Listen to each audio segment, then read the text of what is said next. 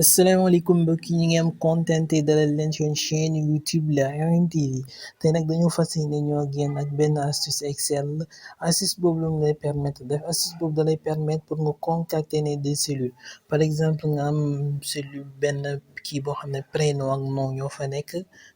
Léegi nga bëgg leen boole prénom plus nom nga def ko ci benn cellule. Noo koy defee d'abord da ngay ñëw fu prénom ak nom bi nekk nga cliquer fa def égal. soo defee égal bi léegi da ngay dem sélectionner fu prénom bi nekk cellule bu prénom bi nekk comme cellule B4 nga def ay commercial def double entrecôte yi da nga leen séparer ak benn espace. Léegi nga dem choisir nga def ay commercial soo paree dem choisir cellule bu nom bi nekk léegi bés entrée.